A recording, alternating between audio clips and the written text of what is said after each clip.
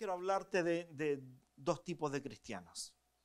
Y hablar de nosotros los cristianos es un tema complicado porque nosotros los cristianos, mientras más tiempo caminamos con el Señor, más sensibles nos volvemos a la crítica, ¿verdad? Mira, en estos días alguien posteó algo en Facebook y yo a propósito decidí rebatir lo que esta persona había puesto en Facebook. A los 5 minutos me envió un texto diciéndome, oye, ¿qué te pasa? ¿Por qué me pusiste eso? Y yo le dije, ¿no hiciste un comentario público? Y me dijo, sí, públicamente estoy en desacuerdo. Y me dijo, sí, pero ¿qué quieres decir con eso? Nada, que no estoy de acuerdo con tu comentario. Nada más. Dice, no, pero es que sonó como que querías decirme algo. Yo le dije, no sonó nada, escribí. No hay tonalidad en mis palabras. Si yo te hubiera dicho, con mis palabras, te hubiera llamado por teléfono y te hubiera dicho, ¿qué comentario más desagradable? Deberías votarlo, no sabes ni qué escribir. Eso es una expresión con emociones. Ahí te hubiera dicho algo. Pero si estás escribiendo algo en las redes sociales, estás sujeto a que la gente tenga una opinión con respecto a lo que escribiste. Entonces, yo le dije, ¿sabes cuál es tu problema? Eres demasiado sensible. Y me mandó después unas carcajadas, dice, no es que soy sensible, es que de pronto se me va. Los cristianos nos hemos vuelto cada vez más sensibles. El pastor no puede hablar del pecado que una persona esté viviendo o esté pasando o esté sujeta, porque entonces el pastor me está atacando. Yo puedo ver desde acá arriba que de pronto digo cosas y algunos hermanos hacen así. La esquivé, dice, el piedrazo no me llegó. Están como los arqueros de primera división, hermano, de allá de España. Buenos. Evitan todas, hermano. No las atacan, estos los dejan pasar. Están llenos de goles. Los cristianos nos hemos vuelto sensibles a la hora de ser enfrentados con la verdad de quiénes somos como hijos de Dios. No nos gusta la corrección, queremos solamente que el amor de Dios. Y hay una tendencia general en el pueblo de Dios hoy en día, que solo queremos las bendiciones, solo queremos el amor, solo queremos la misericordia, solo queremos las atenciones, solo queremos lo mejor. Pero recuerden que la palabra dice que Dios es juicio y misericordia, que es juicio y justicia, que Él no es solamente la palabra define en el libro de Juan a Dios como amor. Pero ¿qué tal cuando nos dice que Él es fuego consumidor? Entonces, si Dios sabe cómo soy, Él me perdona y nunca te va a corregir. No, es que Dios es amor.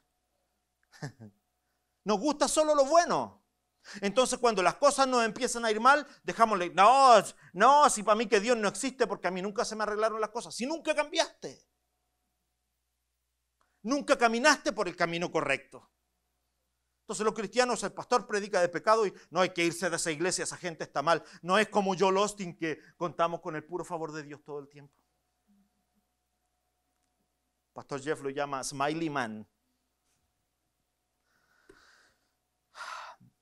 Hechos capítulo 11, versículo 19. Vamos a la palabra. Cuando lo tenga, diga amén. No me voy a detener desde el primer versículo del capítulo 11, porque usted leyó el capítulo anterior conmigo, cuando Pedro tiene la visión, va a la iglesia, a la casa de este soldado romano, de este centurión romano, ¿verdad? Cornelio. Bueno, el capítulo 11 es Pedro contando lo que había ocurrido y cuenta palabra por palabra lo que ocurrió en el capítulo anterior. Y aunque hay unos puntos que podríamos retomar la semana pasada, nos dedicamos solamente al capítulo anterior a hablar de lo que había hecho el Señor a través de Pedro, por qué lo había hecho y por qué es necesario que nosotros actuemos en esa dirección de acuerdo al llamado de Dios en nuestra vida. Hoy día vamos a ir al versículo 19, vamos a saltarnos ese pedacito, aunque voy a hacer referencia a algunas cosas de eso que me gustó mucho, cosas que comentó el pastor Jeff. Y ustedes saben, nosotros estudiamos la misma palabra, estudiamos la misma Biblia, pero no tenemos la misma revelación, porque la iglesia americana y la iglesia hispana son dos comunidades diferentes, que viven experiencias diferentes, que vivimos necesidades diferentes, que tenemos relaciones diferentes. Y no estoy tratando de ser racista con mi comentario, estoy tratando de decirle que el Señor tiene una palabra para ti hoy, que no es necesariamente la palabra que tenía para nuestros hermanos en la mañana, porque Dios es un Dios de individuos. Dios quiere tratar contigo personalmente. Entonces sería muy fácil para mí reciclar la predicación del pastor Jeff y repetir palabra por palabra lo que él estaba diciendo. Entonces no habría gracia, no habría unción, no habría revelación de parte del Espíritu para ustedes ni para mi vida. Así que voy a compartir hoy día, dice así, Hechos 11:19, dice: ahora bien, los que habían sido esparcidos a causa de la persecución que hubo con motivo de Esteban, pasaron hasta Fenicia, Chipre y Antioquía, no hablando a nadie la palabra, sino solo a los judíos. Me voy a detener en este primer versículo para que entendamos. ¿Se recuerdan quién era Esteban? ¿Verdad? Fue el primer mártir, lo mataron a pedradas, ¿verdad? Los mismos judíos lo mataron, los fariseos lo mataron, instigados por la predicación del mensaje de Jesucristo, de la resurrección de Jesucristo, el mensaje de salvación, lo mataron. Entonces eso provocó que el grupo de la nueva iglesia que estaban haciendo se esparciera por todas las ciudades, menos quedarse en Jerusalén. Pero si tú me acompañas al capítulo 8 por un segundo, al libro de los Hechos, capítulo 8.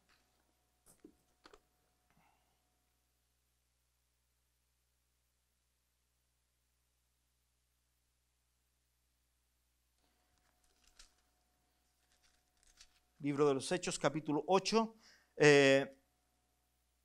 versículo 1 dice: Saulo fue uno de los testigos y estuvo totalmente de acuerdo con el asesinato de Esteban.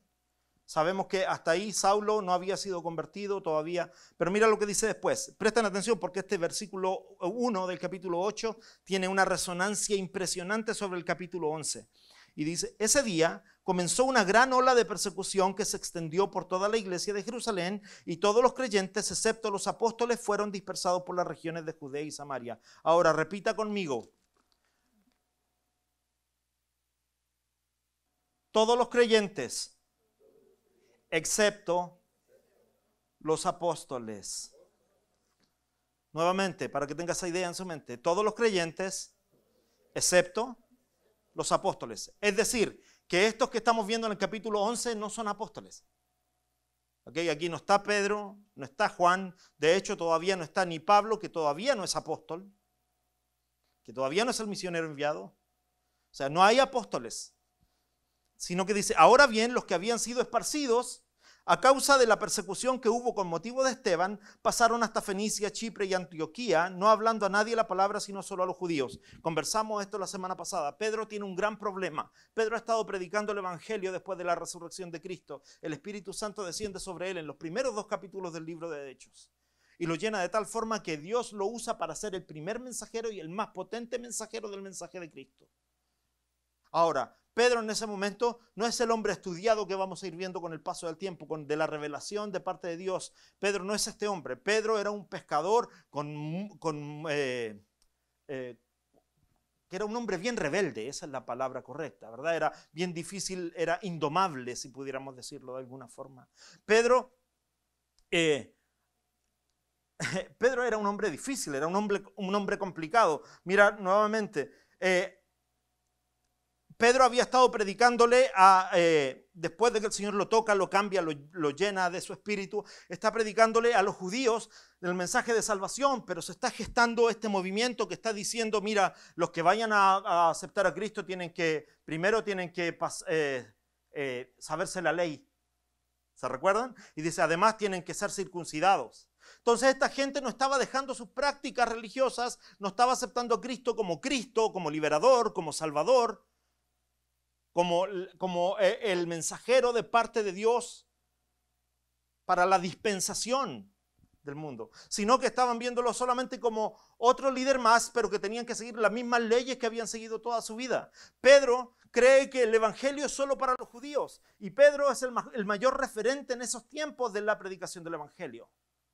Entonces, cuando Dios le revela en el capítulo anterior de las comidas impuras, baja un mantel colgado de 4 puntas y él ve y el Señor le dice: come de esto, y Pedro le dice: Señor, yo nunca he comido nada inmundo, ¿cómo me estás pidiendo esto? Y el Señor le reveló que se estaba refiriendo en este caso específico a Cornelio, el centurión romano, que quería escuchar la palabra, y Pedro debía ir y predicarle la palabra. Y por primera vez Pedro entiende que el mensaje del evangelio, el mensaje de salvación, no es solamente para un grupo selecto, no es segregación. El evangelio es libertad para todo el mundo.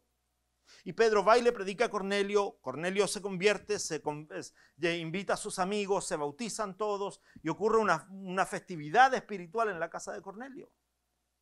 Entonces después Pedro va donde están, en el principio del capítulo 11, repite esta historia para los que todavía seguían con esa idea religiosa de que los que iban a seguir a Cristo debían mantenerse en la ley, debían ser circuncidados. Entonces, esto que está ocurriendo aquí, en el capítulo 11, versículo 19, si usted le prestó atención, dice, pasaron esparcidos a causa de la persecución, pasaron hasta Fenicia, Chipre y Antioquía, no hablando a nadie la palabra, sino solo a los judíos. Esta idea de que el evangelio era solo para los judíos, era una idea muy fuerte dentro de los judíos. Nadie estaba predicando el evangelio. Se parece a nuestros tiempos. ¿Sabes lo que tenemos hoy en día en la televisión, en la internet? Esta es una palabra que los jóvenes entienden más que yo. Estamos llenos de influencers. Gente que pone sus ideas a ver si las seguimos.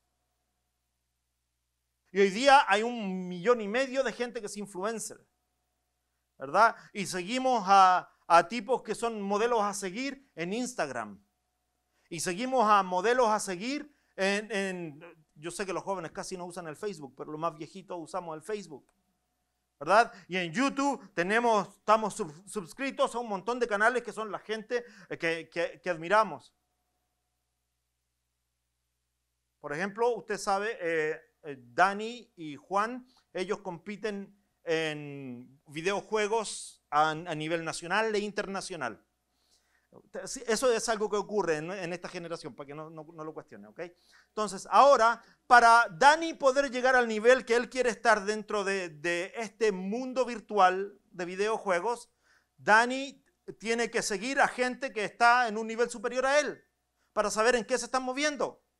Entonces, Joshua por un momento quiso hacer lo mismo y se compró un aparatito para grabar cómo él jugaba videojuegos. Y mientras jugaba videojuegos va hablando y decía, yo, this is Dope Gandhi here, yo, you know. I see that you guys follow him. I see that. Oh my goodness. Okay, so Joshua entonces compró un aparatito y se ponía a jugar videojuegos. Ahora trabaja, así que ya no tiene tiempo para eso, pero gloria al Señor. Su nombre es Cristo. Así que, no, ahora está trabajando, entonces ya no tiene tiempo para eso. Pero cuando tenía tiempo para eso, también él se puso, y producto de eso, cada vez que yo llegaba a la casa, si no estaba jugando videojuegos, grabando su videojuego, estaba en YouTube viendo a otros tipos jugar. Mira, hermano, me tenía pero hasta la corona. ¿Y sabe por qué? Porque yo ya estaba cansado del videojuego. Ya me despertaba a medianoche y me parecía escuchar piu, piu, piu, piu. No. Mira, hermano, estamos llenos de influencers, llenos de motivadores. Seguimos gente que satisfacen una necesidad personal, ¿verdad? Ahora, esta es la pregunta para la iglesia. Te dije que iba a hablar de 2 tipos de cristianos para los que estamos aquí hoy. ¿Cuántos de nosotros estamos siendo de influencia en otros? ¿O nos hemos resignado a ser como estos judíos de la iglesia primitiva que solo estaban reservando el evangelio para el grupo selecto de los judíos?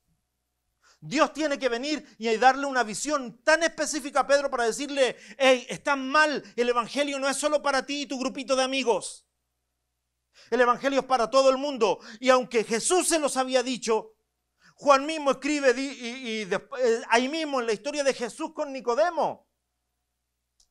En Juan 3, versículo 15, termina diciendo para que todo aquel que en él crea. Después al versículo 16 dice, porque de tal manera amó Dios al mundo que ha dado su Hijo unigénito, otra vez, para que todo aquel que en él crea no se pierda, mas tenga vida eterna.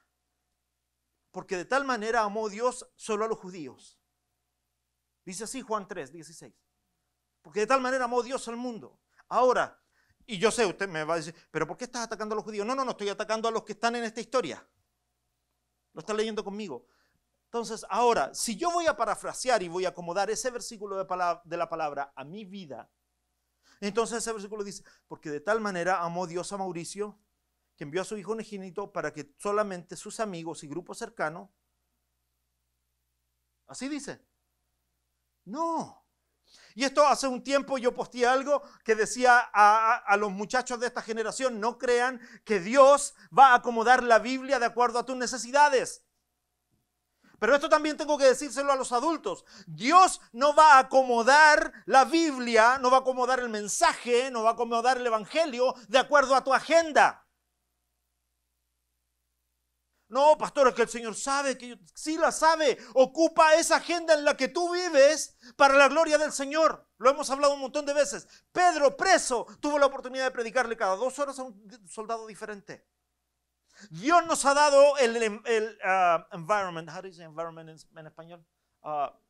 El ambiente. Dios nos ha dado el ambiente. Perdón, ahora ya dígame, te las das de gringo. No, perdón. Mira, el Señor le da a Pablo este ambiente de cárcel, de persecución. Y Pablo lo ocupa para glorificar a Dios y para compartir el evangelio de Jesucristo. El Señor te ha puesto donde tú estás hoy con un plan y un propósito, porque Dios no hace nada al azar. Soy pastor, pero es que la gente de mi trabajo es tan necia. Sé más necio tú. Sé más astuto tú. Sé más potente tú. Mira lo que ocurre, hermano.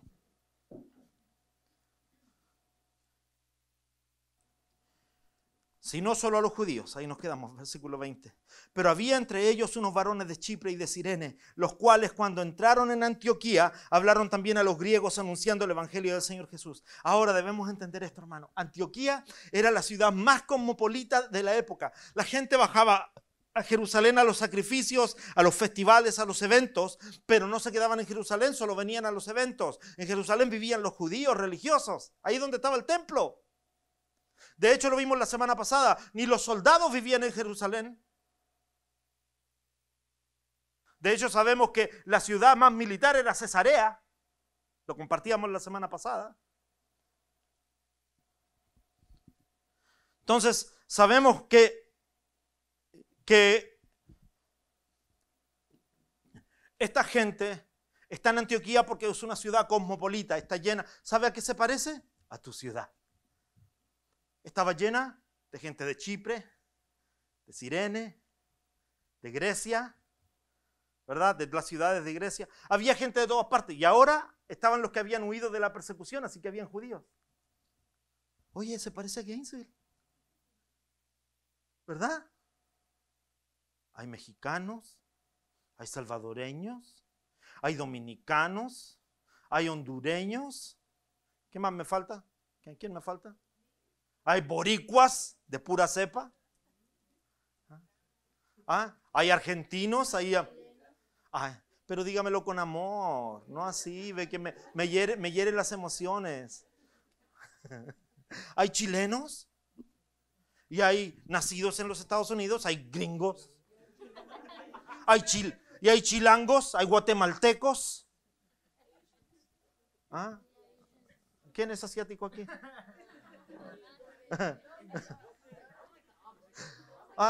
¿Se da cuenta que nos parecemos a Antioquía? ¿Se da cuenta que nos parecemos a esta iglesia de Antioquía? Pero ¿sabe cuál es el mayor de los problemas? Que no solo nos parecemos en la calidad de gente o la diversidad de gente que vive en ella.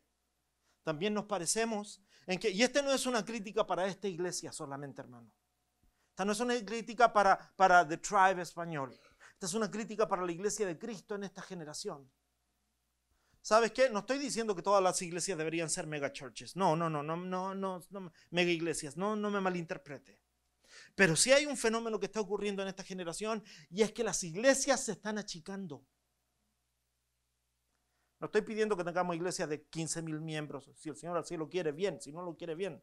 Pero esto es lo que voy. ¿Qué quiere decir esto? Que en nuestra generación, y estoy hablando de los que son yo soy uno de los más viejos aquí, ¿verdad? Sí. Porque Toñi y yo tenemos la misma edad. Bien, Toñi, bien, Toñi. Tú sabes, I love you, Toñi. ¿Ok? Entonces, mira, nuestra generación dejó de compartir de la gracia y el poder salvador de Jesucristo. ¿Y sabes qué? Nos hemos vuelto las iglesias. No es que yo tengo mi círculo cerrado, yo no, con mis amigos nada más. ¿Desde cuándo eso fue el llamado? No, es que yo sufro de pánico escénico, pastor, yo no puedo hablar en público. Mira, hermano, yo conozco gente mega tímida que llegan donde su amiguis, déjame contarte lo que me pasó ayer y fíjate que estaba yo allá en la tienda y se le acabó la timidez. Sufren de pánico escénico solamente cuando se trata de compartir las buenas nuevas del evangelio. Y ahora, hermano, no, escúcheme bien, si usted está sintiéndose incómodo con lo que estoy diciendo, ¡qué bueno! Porque hoy día mi deseo no es que se vaya abrazado por mí, sino que se vaya desafiado por la palabra. Mi deseo es que usted salga de acá y diga, Señor, yo no he hecho lo que me mandaste a hacer. Y no porque solamente el pastor te lo está predicando constantemente. Estamos hablando del libro de los Hechos. Esto está aquí en la palabra. No lo inventé yo.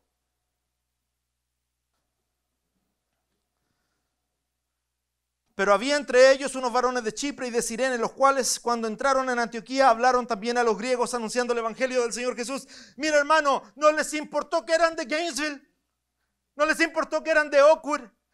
No les importó que venían de México, de El Salvador, de Honduras, de Guatemala, de Nicaragua, de Puerto Rico, de donde sea. Del DC, porque ya ahí me está diciendo el Justin, de la República Federal del DC. No importa de dónde vengamos. No importa de dónde vengamos. El Señor mira lo que hace. Se juntaron los de Chipre, Cirene y empezaron a predicar el evangelio a los que no eran judíos. Porque el evangelio no está limitado, no está segregado, solamente el grupo que se reúne los domingos.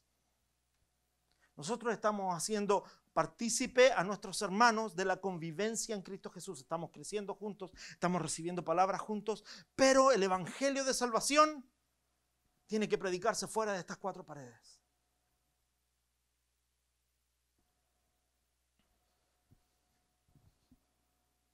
Y la mano del Señor estaba con ellos y gran número creyó y se convirtió al Señor. ¿Qué? Y la mano del Señor estaba con ellos y un gran número de gentiles creyó y se convirtió al Señor. El Señor nos ha llamado a nosotros a predicar el evangelio. Él se va a encargar de que ellos vengan. ¿Sabes qué? Dios no te llamó a cambiar la vida de nadie. Pastor, es que yo predico y la gente no cambia. No te llamó el Señor a cambiarlos. Dios te llamó a predicar el evangelio. Limítate a eso. Vive feliz siendo un hombre obediente, una mujer obediente, haciendo lo que Dios te llamó a hacer. Pero pastor, es que yo quiero que cuando le predico a la gente llegue a los pies del Señor y vaya con nosotros a la iglesia. ¿Y quién te dijo que nosotros aquí tenemos el don de salvación? Estamos haciendo lo mismo que nos envió a hacer el Señor. Predicar el evangelio de salvación. La salvación está en Cristo. El que convence de pecado es el Espíritu Santo. Nosotros somos no más que los mensajeros. Así que limitémonos a hacer el trabajo que el Señor nos mandó a hacer. Predicar el evangelio.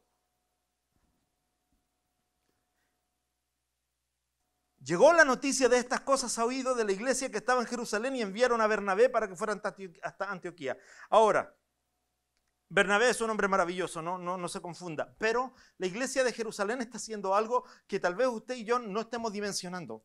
La iglesia de Jerusalén estaba teniendo el mismo problema y no querían, recuerde que los del concilio no estaban queriendo que Pedro predicara a los gentiles, sino que le decían, no, que se circuncide primero y después pueden declararse que son de los del camino. Todavía no se llamaban ni cristianos. Ahora vamos a ver que aquí en el libro, en este capítulo, dice que por primera vez se llaman cristianos y no se llamaban cristianos porque era un título de honra, ¿verdad? Se reían de ellos porque hacían memoria de Cristo crucificado y decían, mira, estos son los que siguen a Cristo, a ese que crucificaron. No, el llamarse cristiano no era un objeto de honra, era un objeto de burla. Entonces, Bernabé era un hombre maravilloso, pero ¿sabes qué es lo que hace la iglesia de Jerusalén con Bernabé? Lo envía a ver qué está ocurriendo con la iglesia en Antioquía. ¿Sabes qué? No, lo voy a decir con unas palabras más entendibles. Lo envían a espiar.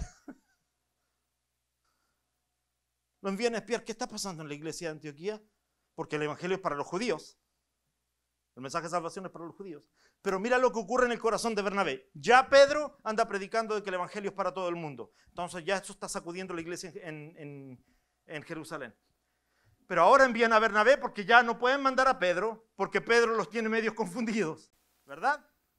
Mandan a Bernabé, que fuese hasta Antioquía, versículo 23. Cuando llegó y vio la gracia de Dios, se regocijó y exhortó a todos a que con propósito de corazón permaneciesen fieles al Señor,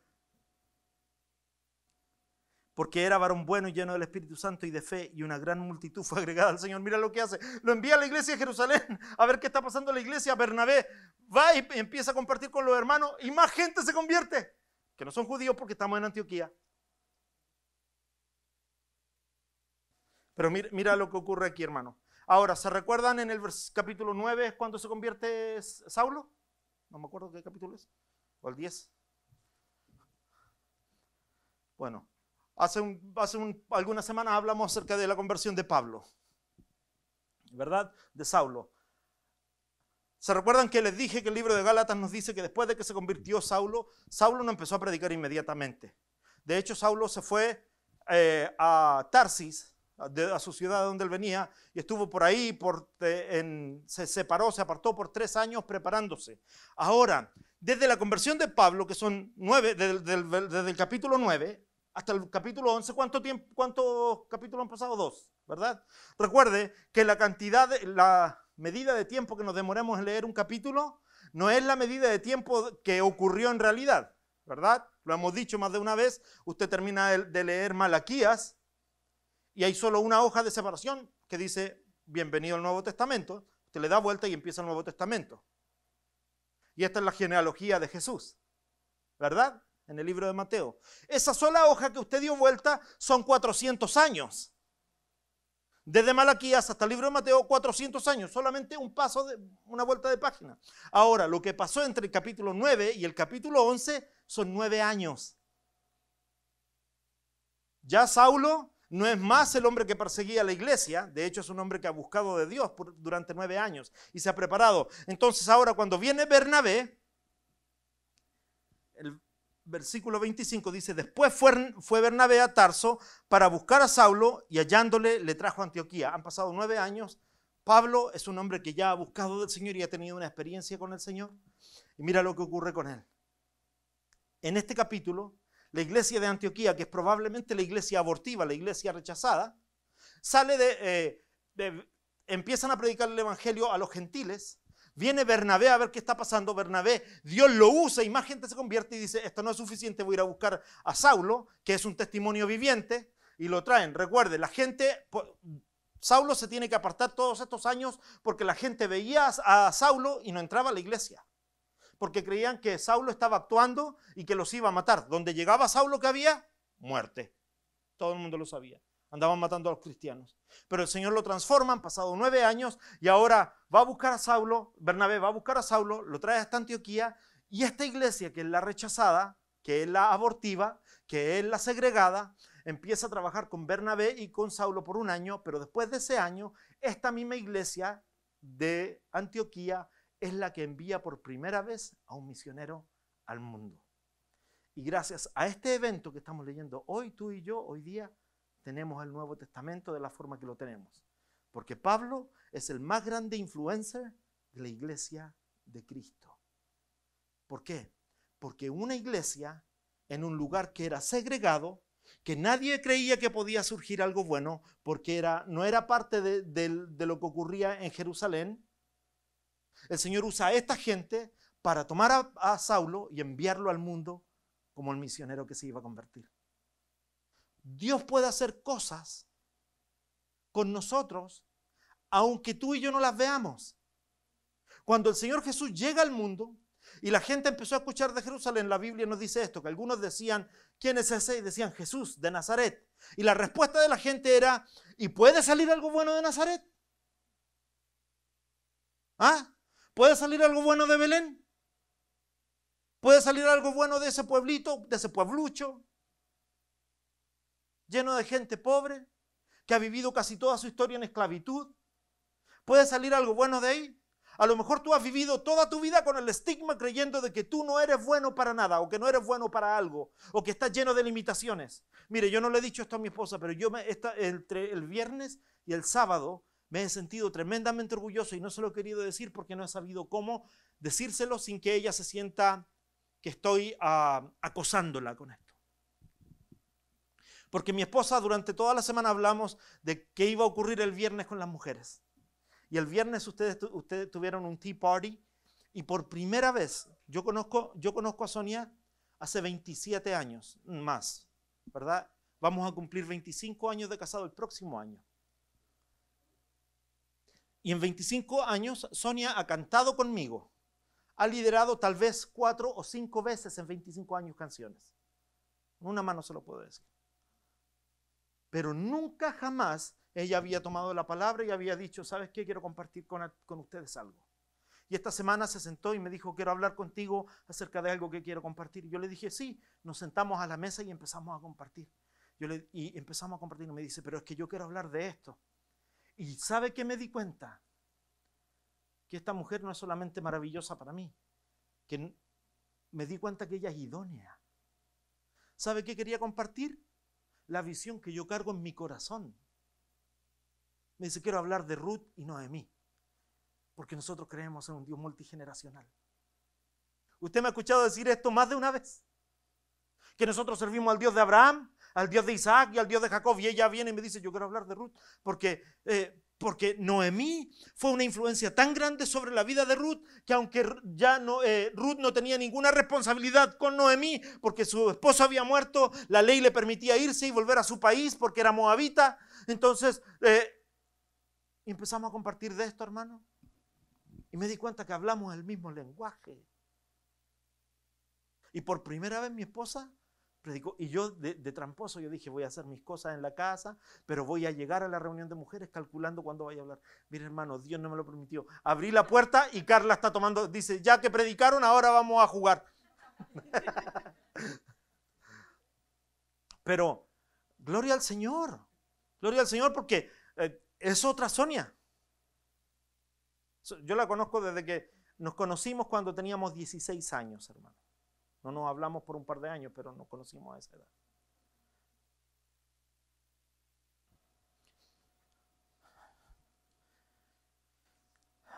Ahora, ¿qué quiero decir con esta idea, hermano? Que muchos de nosotros nos podemos sentir insignificantes, nos podemos sentir rechazados. ¿Sabe lo que me decía mi esposa al principio de la conversación? Por eso quería llegar a esto.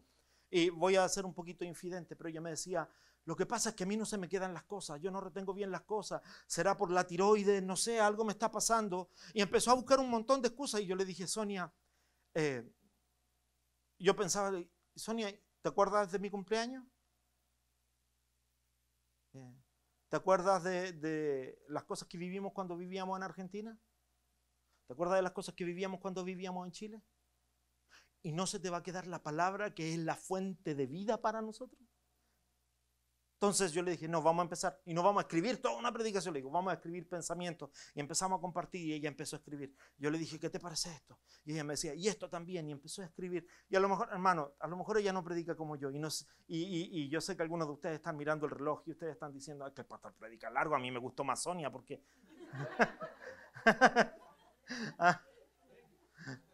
Señor, oro por aquellos que dijeron amén. Al restaurante que vayan, Señor, que esté mala la comida. Amén.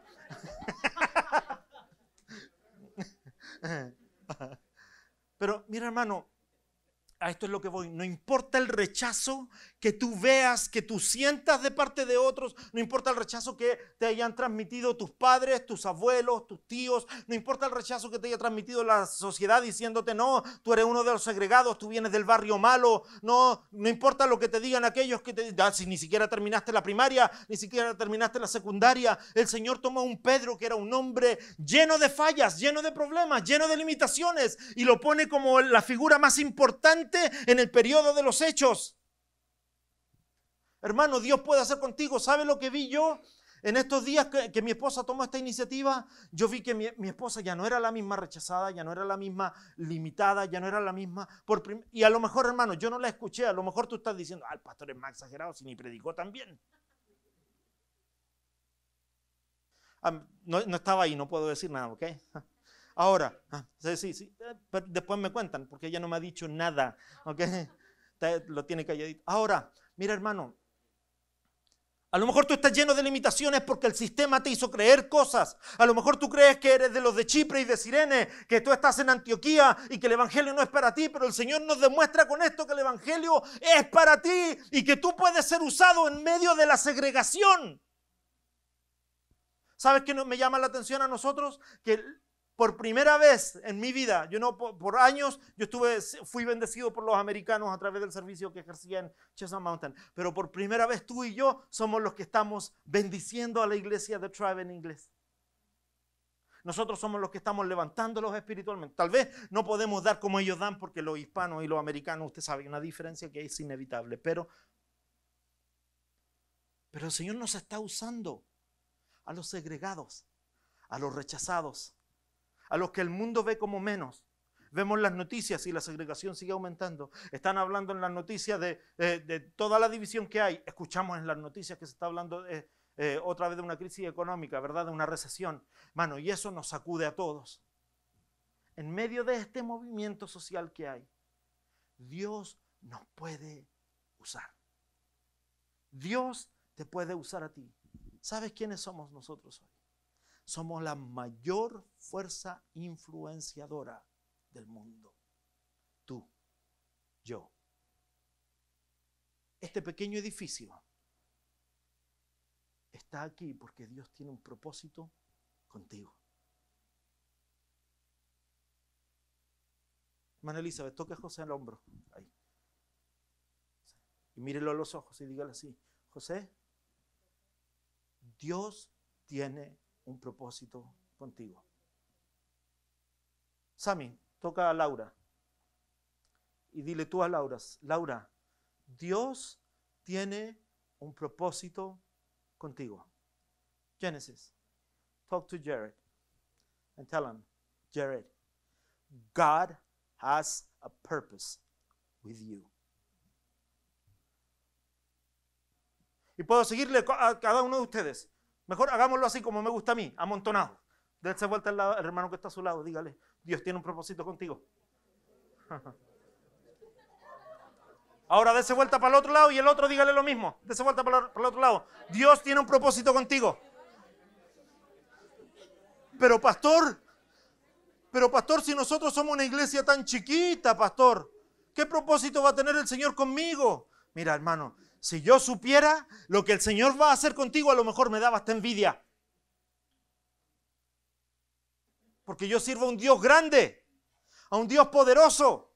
Mira, hermano, Gio y Queen, Adriana, ¿quién más? Edith, Jasmine, ¿quién más? ¿Quiénes son? Junior, ¿quién más? Y Joshua, y Ashley. Este grupo de muchachos, hermano, ¿puede creer que de este pequeño pueblito de Antioquía en Oakwood,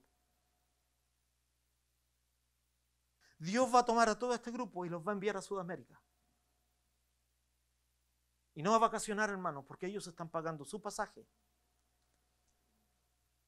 Ellos van a llegar allá y van a llegar a servir.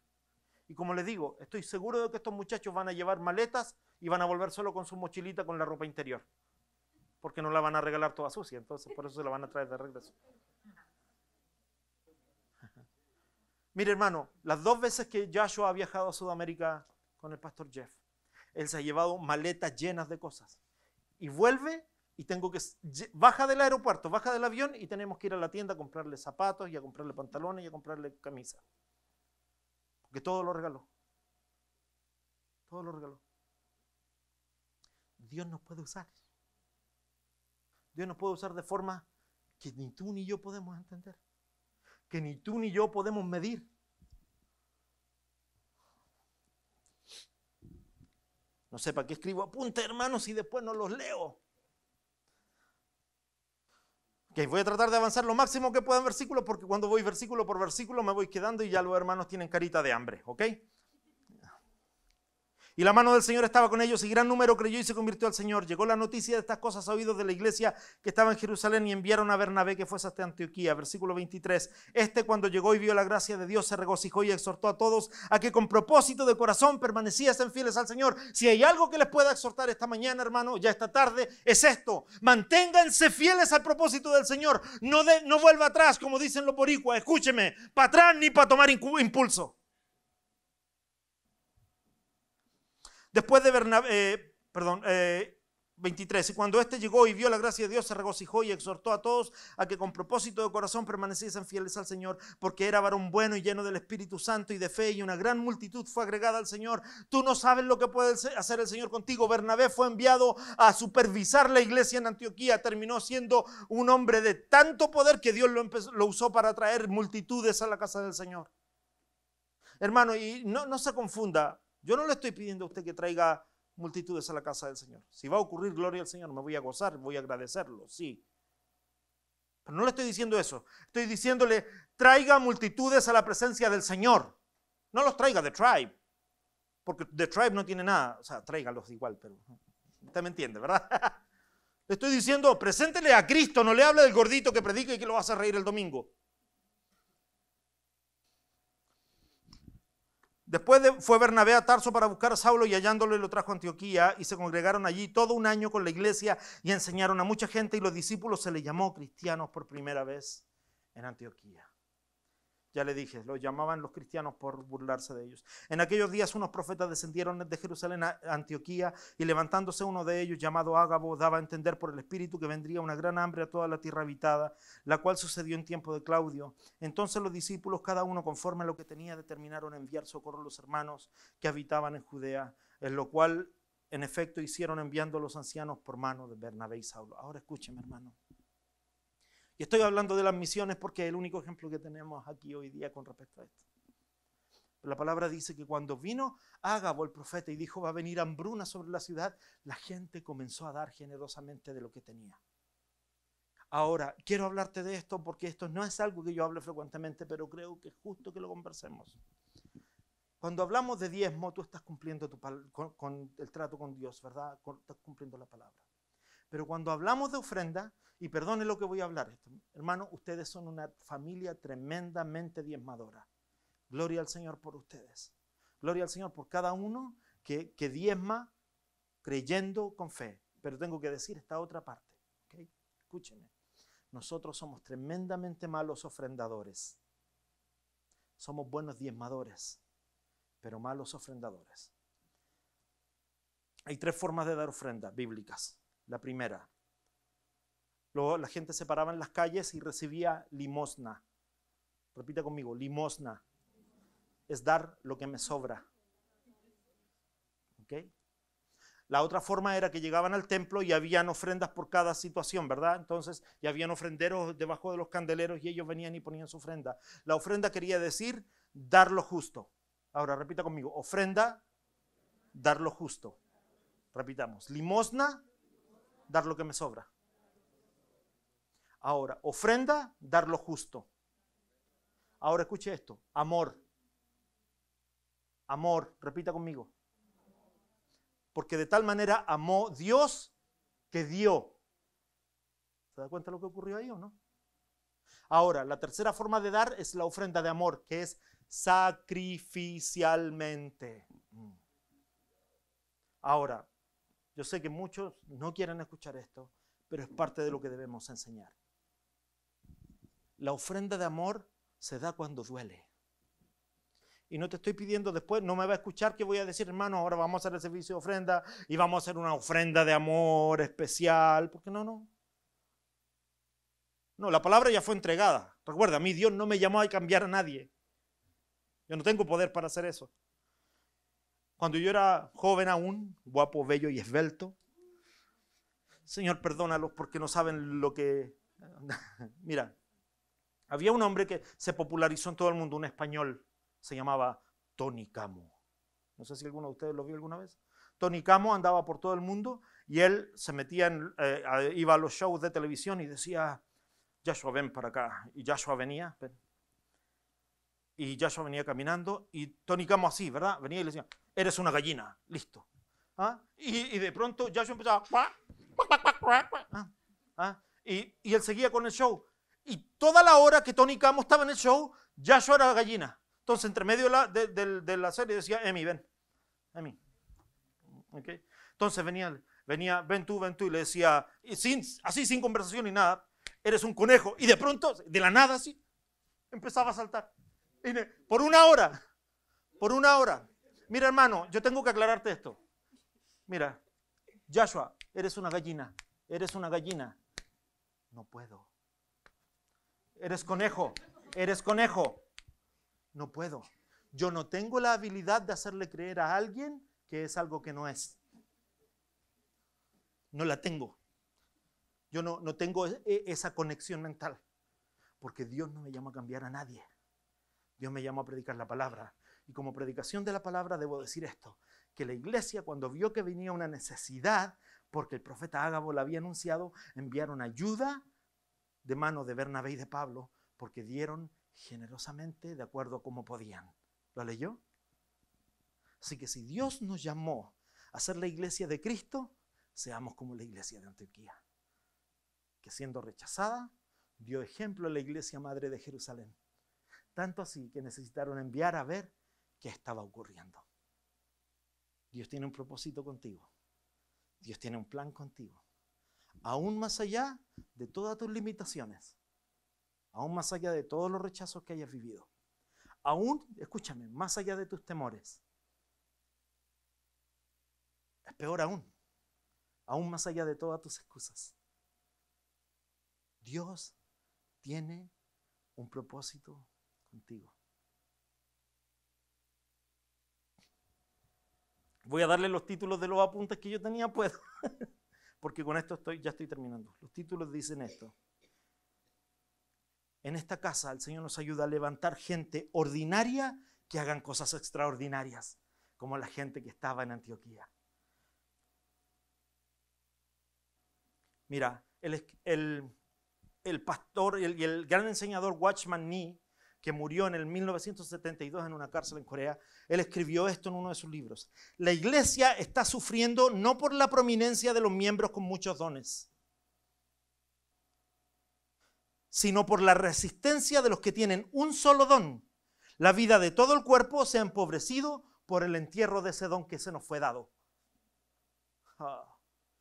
Lo voy a repetir porque esto tiene tanto peso, que espero que usted pueda retener esta idea. Mira, dice, Watchman Nee dijo, la iglesia está sufriendo no por la prominencia de los que tienen muchos dones, sino por la resistencia de los que tienen un solo don. La vida de todo el cuerpo se ha empobrecido por el entierro de ese único don que Dios le dio a esos. Entonces, cuando usted ve gente que tiene muchos dones, dice, ay, yo no sé. Mire, hermano, yo le he contado cuando vivíamos en Argentina, vino un predicador que se llamó, creo que era Milton Pope, creo que era. El predicador había sido misionero en África, un hombre lindo en el Señor, pero en la radio decían, venga esta noche a disfrutar de la predicación de Milton Pope, el hombre de los 9 dones, decían en la radio. ¿Sabes qué? El Señor dice la palabra en Mateo 26. Nos cuenta la historia de los dones. Y dice la historia que había un hombre que enterró los que le dieron a él.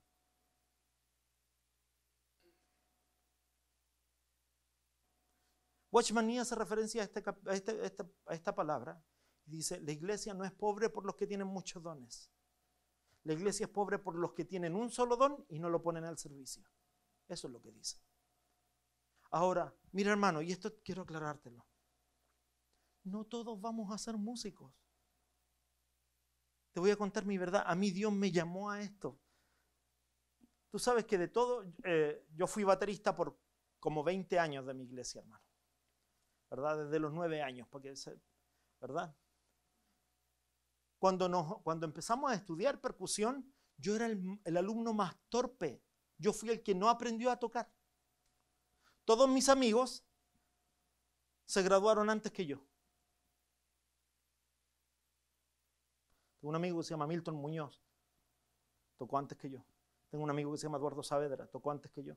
Tengo un amigo que se llama Francisco Quesada, tocó antes que yo. Y otros muchachos que no eran de la misma iglesia tocaron antes que yo. Y todos eran mejores músicos que yo, hermano. Hoy en día ninguno toca. Yo era el rechazado, el abortivo. Y hoy día usted se puede parar aquí en la iglesia y puede escuchar un movimiento de adoración a través de las manos de estos muchachos, porque el Señor me hizo entender que Él usa a los abortivos, que Él usa a los rechazados. Dios puede usarte a ti. Dios me usa a mí. ¿Puede salir algo bueno de Belén? Sí puede. ¿Puede salir algo bueno de Antioquía? Sí puede. ¿Puede salir algo bueno de The Tribe en español? Sí puede. Yo quiero ser usado por Dios. ¿Quieres ser usado tú? Hay dos clases de cristianos. La otra no la voy a leer. Está en 2 de Timoteo, capítulo 3. Y por mucho tiempo muchos pastores han ocupado este capítulo para referirse a los pastores. Pero el capítulo nunca menciona a los líderes de la iglesia ni a los pastores. Dice, en los postreros días vendrán hombres. Y habla de un montón de características de estos hombres. ¿Quién eres tú? ¿Eres de Antioquía? ¿O eres de aquellos que Pablo le escribió a Timoteo? Ponte de pie.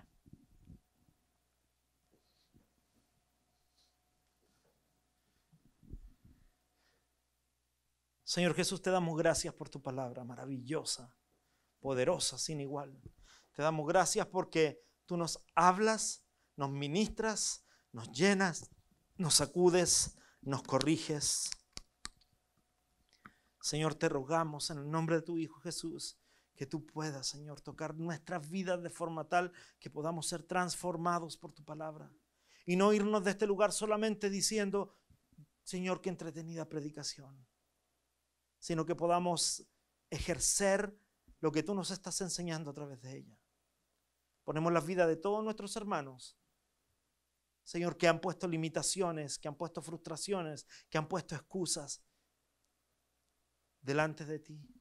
Te ruego que les muestres que tú los puedes usar y que tú tienes un propósito con ellos. En el nombre de Jesús, te damos gloria, te damos honra. Amén.